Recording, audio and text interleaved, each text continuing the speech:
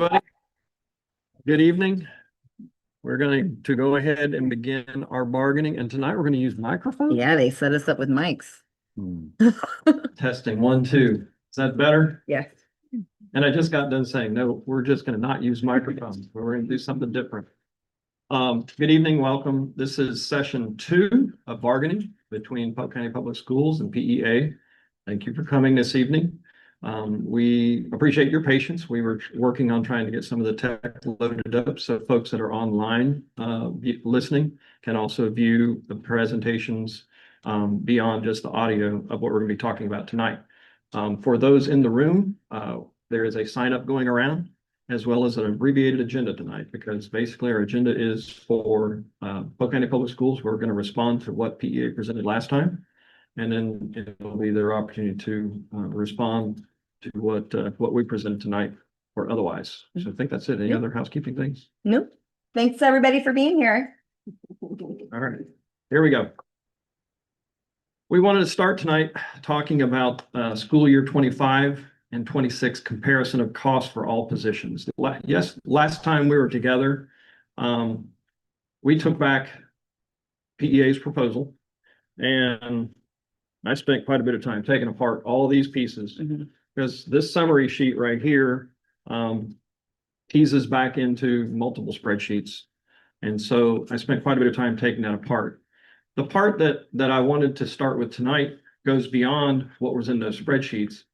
And that is the fact that when we look, first of all, at positions across the district, all positions for which we're responsible for, last year, our funding for all positions was $770,245,397. I think it's important to note that we do have an uptick and an increase in that cost for all positions across the district, because as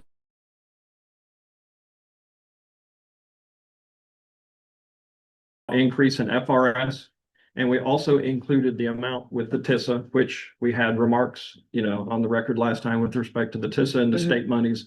We unpacked all the details of that. Also, looking into PEA's presentation last time, we delved deeply. We dug into what you presented with respect to the district summary budgets.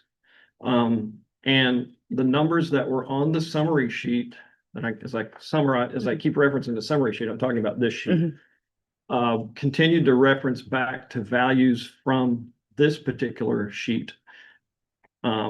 You presented from the district summary budget for 25, for 26. We talked about the AFR. And so the point I want to make as I go to my next slide is, you'll notice on the red highlighted circles here that the focus was placed on a budget summary qualified as an account 5,000, labeled as instruction. I want to put it clear on the record that, while that particular line item for salaries 100 and 200, if you added those together, obviously do come up to $1,298,927. But beyond that, there is costs that are incurred in other functions as well that we also have to talk about.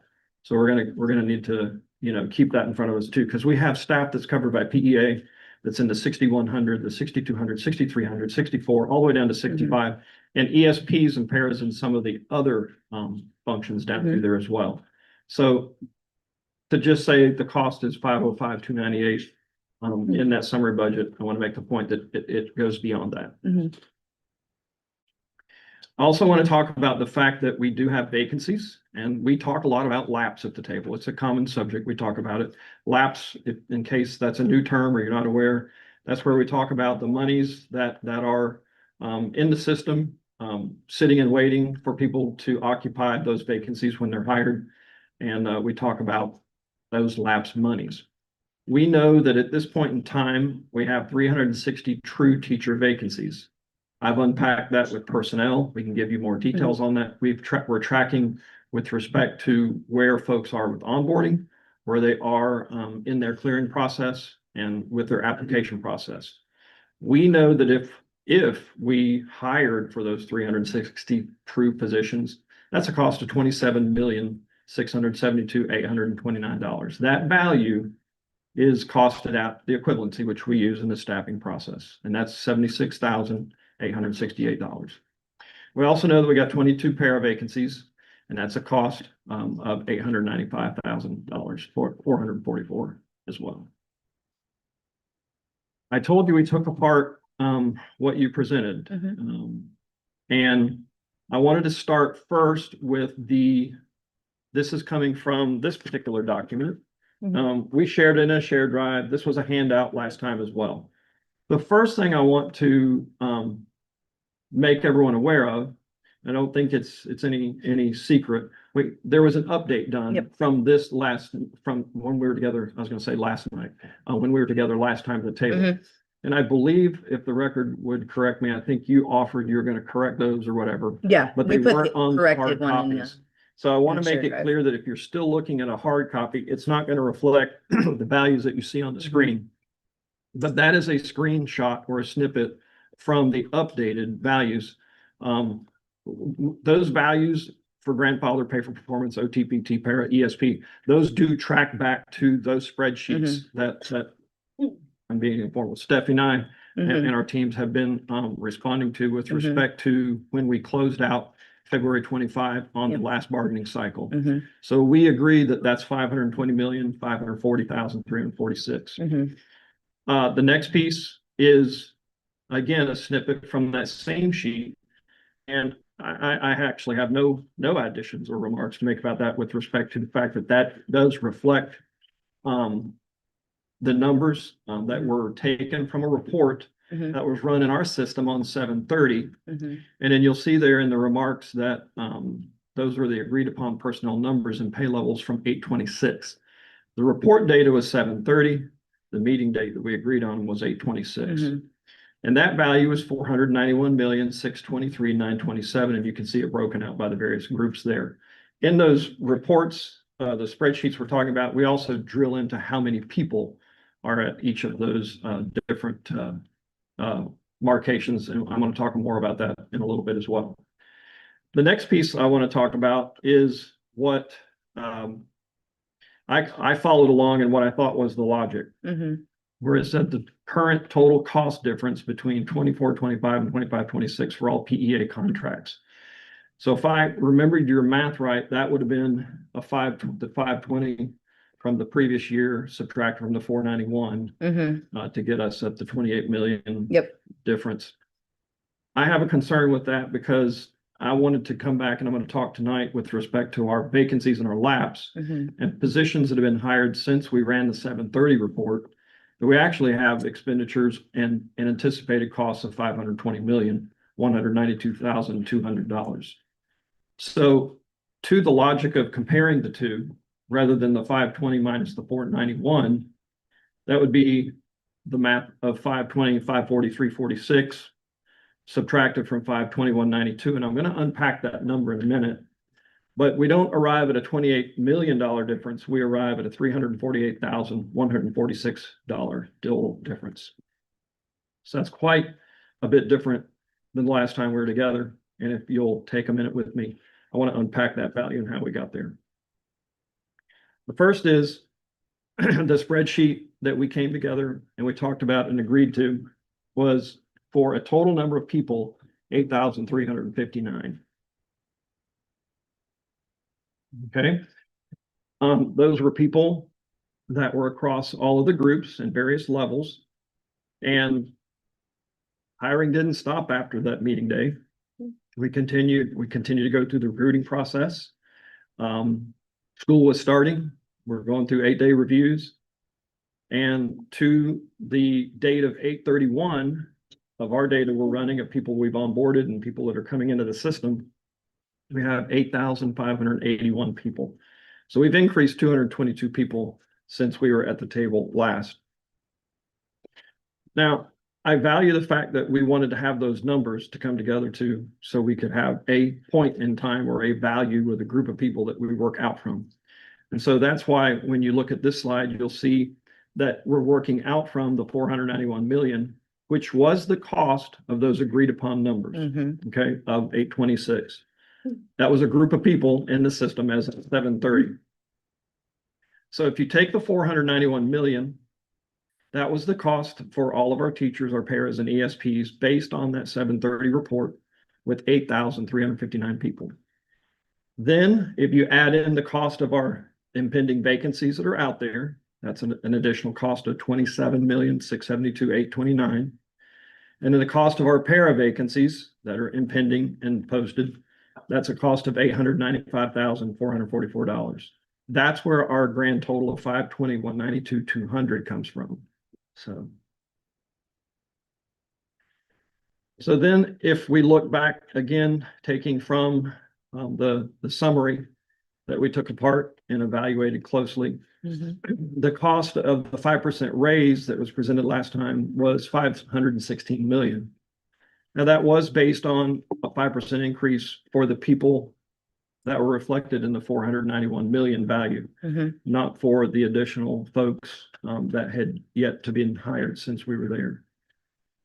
So if we take the 5% proposal of 516 million minus the people that the 491 million plus our vacancies and our actual people, we're at an overage of over $3.9 million at this point in time by that value, gauging from the amount of the cost of a 5% increase. So then we come to TISA, which when we discussed that last, Throwing the TISA money in, we're good to go. when I'm glad you feel that way, that we're throwing the TISA in, that we're good to go, because I am going to throw it in.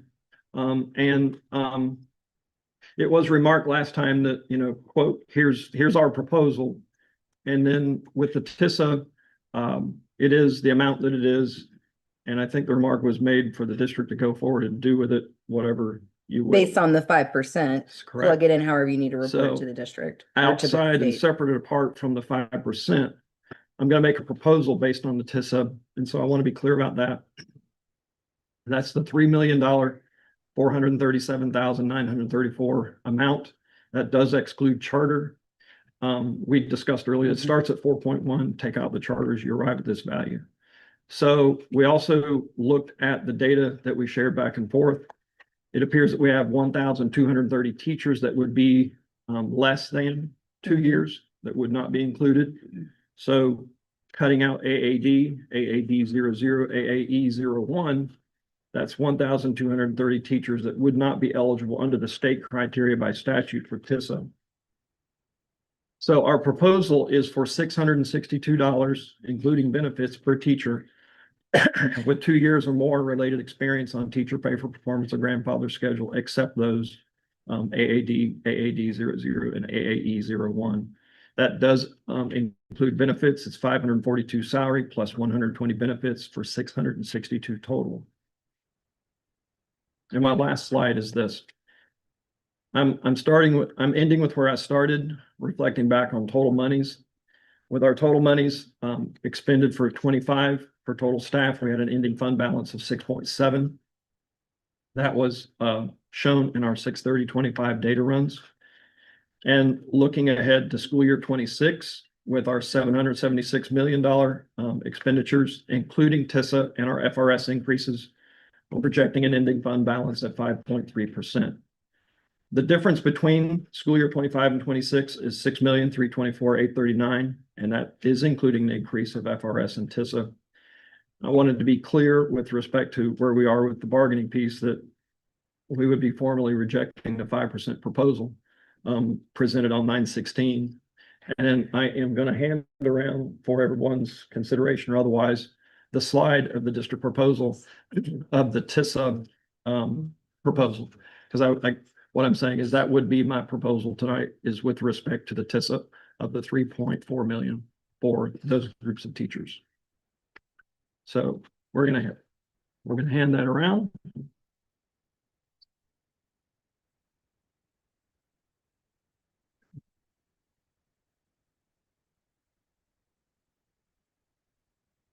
And with that being said, that's the end of my presentation. I'm sure you have some questions or need some time or otherwise. We have questions and some remarks. First of all, how many turns off? Just slide it to the left.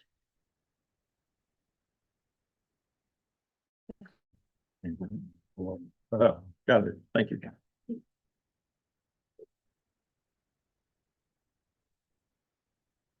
So to be clear, the district's proposal, after rejecting the 5% across the board for every single PEA covered employee, would be to just distribute the teacher salary increase allocation, which would mean 0% for all support staff.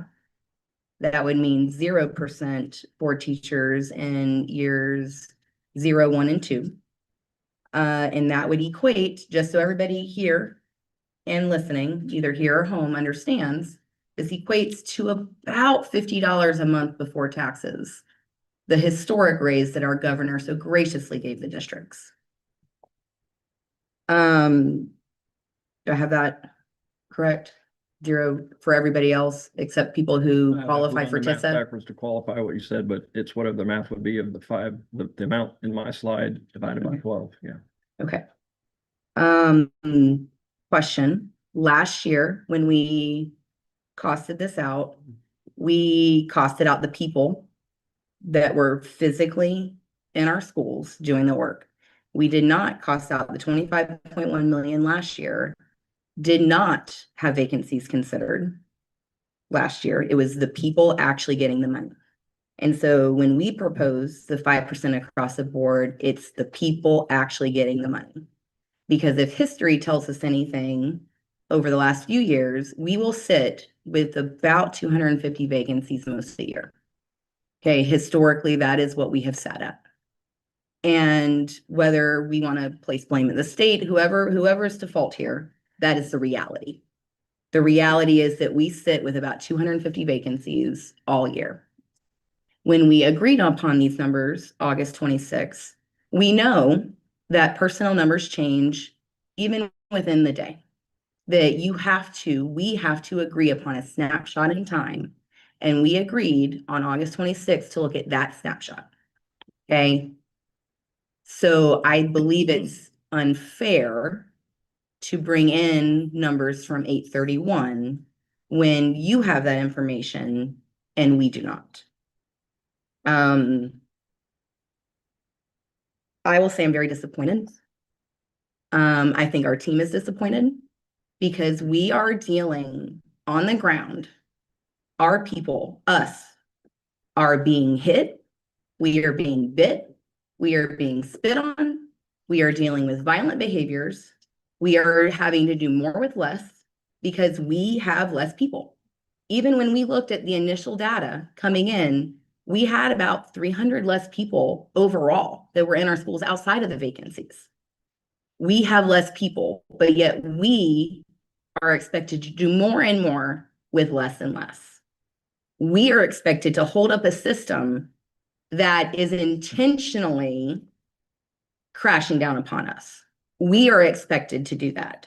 We are a B district because of the people that our union represents. We are holding up a B district. And we are moving forward to an A because of the people that are beside me and the people that are behind me and the people that are online. We are moving forward despite the crushing disinvestment that our state has brought upon public education. And if we don't recognize the human capital that's keeping the machine running, then that is a disappointment in Polk County Public Schools.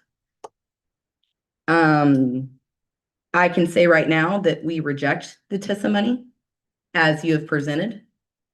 We are reproposing 5% because that maintains our market share of what is owed to us. We are talking apples to apples with the people, the warm people, the people that are making the system run from last year to this year. We must maintain the money that was already budgeted to maintain those salaries. It is costing us $28 million less. In your non-accounting, you said, if I can go back, you said that, and I don't have the slide in front of me. Which one do you want? That people are paid out of, let me get to my slide. Which one? I'm getting the right numbers. Yes, we also have people that are paid out of 6,100, 6,200, 6,300, 6,400. We have people that are paid out of grants.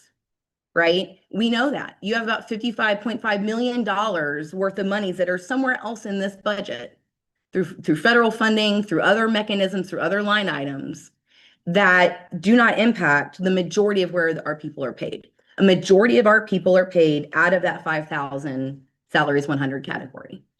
And so you have wiggle room because all of the people that we had proposed with 5% were costed out of that 5,000 line item, even though we know that there's about 600 folks that are not paid out of that line item.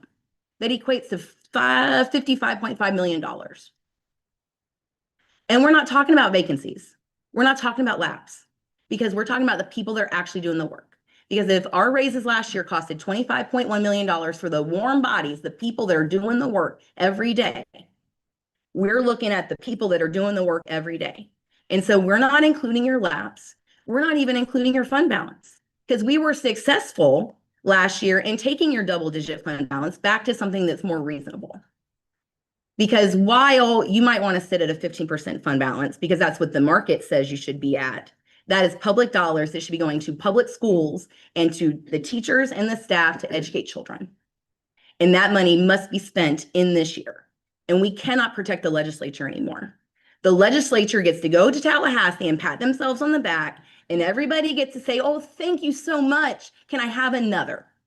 And we cannot sustain that system anymore. We cannot let our district, our employer, cover for the derelict of duty that this legislature and this governor and the governor before him and the governor before him and the governor before him that it's done to public schools. This is absurd. And I'm very disappointed. I think our team is disappointed in this counter. This does nothing. I can't even buy toilet paper and a tank of gas with what we would increase each month. It is a slap in the face to the people that are running this district every day.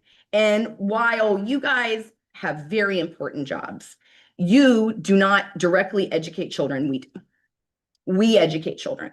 We are the reason.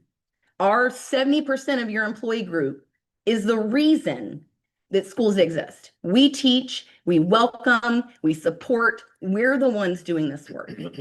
And you have the money already budgeted. We're not asking for new money.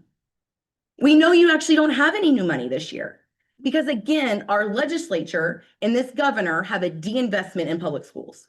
And we all know this.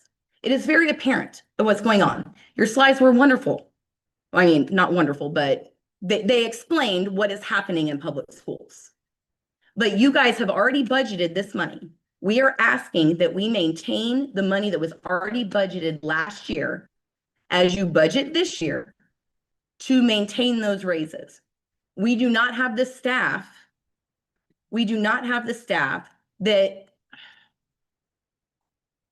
we have fewer people in our units and being asked to do more work. And a 5% raise maintains the money that was already budgeted. And that's what we're putting back across the table. And I know next week is October 1, and you would like this all buttoned up nice and neat with a bow. But that means that you guys are going to have to step up and actually invest in the people that are doing the work. And so I think with that, we will see you guys on October 1. Okay.